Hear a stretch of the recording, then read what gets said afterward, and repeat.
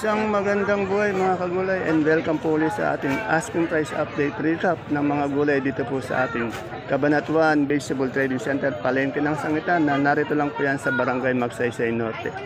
Samahan niyo po akong alamin natin yung mga recap price ng mga gulay na ito na ipopost ko po ito bukas ng umaga para po sa pagpunta nyo dito kinabukasan ay meron po kayong mga basihan, idea pag napanood niyo po itong ating video sa mga asking price ng mga gulay ito. Tandaan niyo po, ang itatanong ko asking price lamang, hindi po final prices.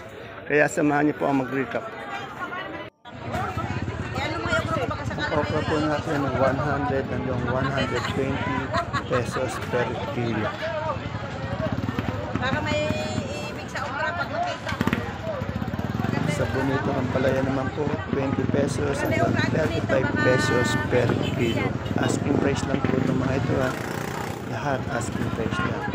Sa biyang kalabasa, 35 pesos hanggang 40 pesos per kilo.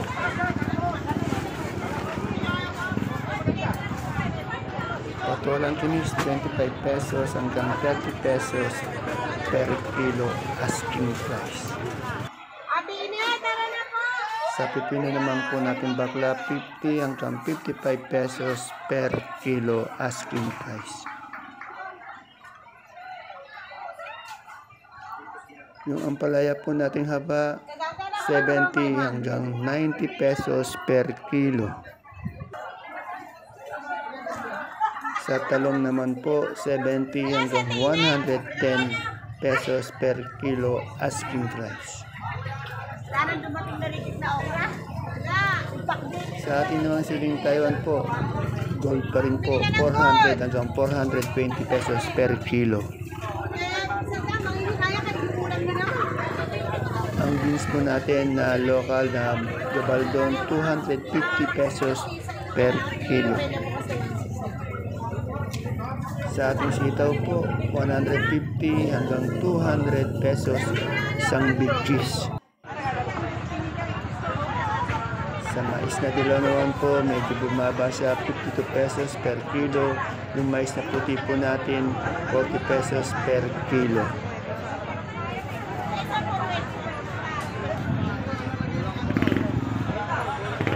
Sa singmatis naman po, yung pinakamaganda niya, 75. Pero meron din siya 50 pesos hanggang 75 pesos per kilo.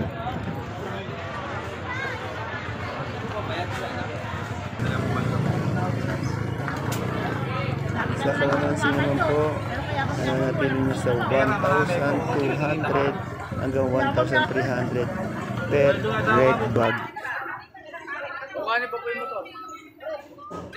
Sa patolang palikpik, 40 pesos hanggang 55 pesos per kilo.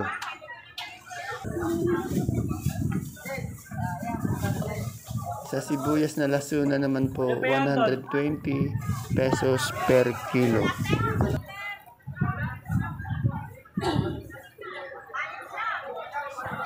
Sa ating mga kamote po, Taiwan Sea, 45 pesos per kilo, puti 32 pesos, dilaw 45, ube 45.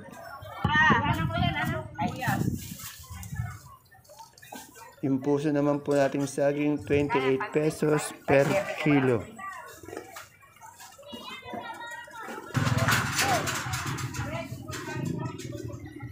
Sa luya naman po natin ng magulang, nasa 85 pesos per kilo. May gadang pa rin po, 75 per kilo. At yung dilaw po na luya, 50 pesos per kilo.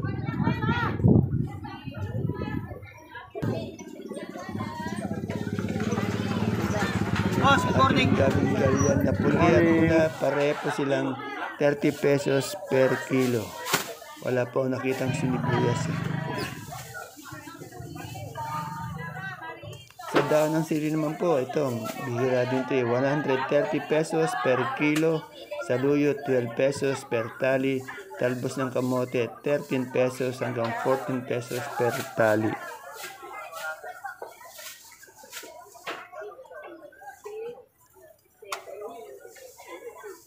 Mustasa po natin, nasa 35 pesos hanggang 40 pesos per kilo. At yung sampalok po natin, ganun pa rin po siya, 18 o 18 pesos per kilo. Yung papaya naman po, 15 pesos hanggang 20 pesos per kilo. Sa repolyo po, sa gulay bagyo natin, 300 per bundle po ang ating repolyo. Yung puti po, 250. Ito verde po. Chay bagyo po natin, 450 pesos per bundle. Yung ating carrots po, 800 pesos per bundle.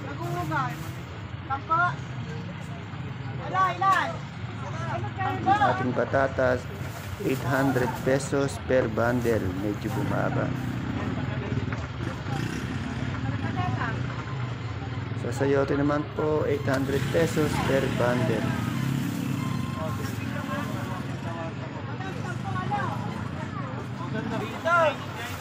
Yung ating broccoli po, 140 pesos per kilo.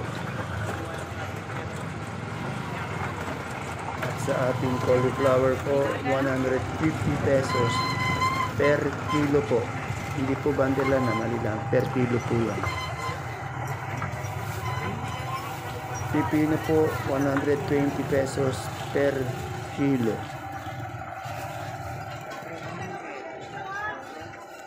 Yung ating green bell po, 150 pesos per kilo.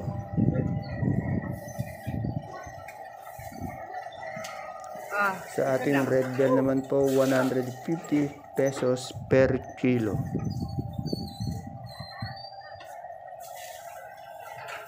Kakalahati na nga nito.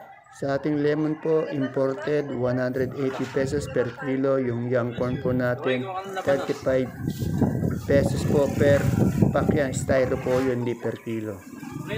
Sa leeks naman po, 200 pesos per kilo. Celery, 120 pesos per kilo.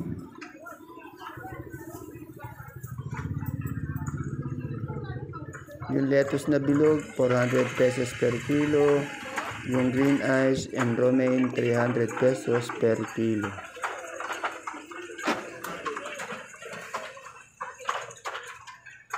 At yung ating beans po, beans 270 pesos per kilo. Ito yung kay Marvin. Punta naman po tayo sa mga sibuyas. Sa sibuyas na puting China, yung malaki, big, 580 per red bag. Medium, 600 pesos per red bag. At yung sibuyas na puti na ulan, 1,000 per red bag. Sa sibuyas na pula naman po ng China, yung malaki, 800 per red bag. Sa medium, 850 per red bag. Yung Holland po, 1,500 per red bag.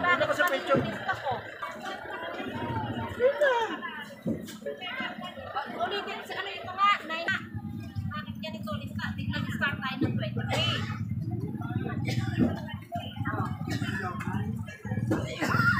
Number 2, susunod.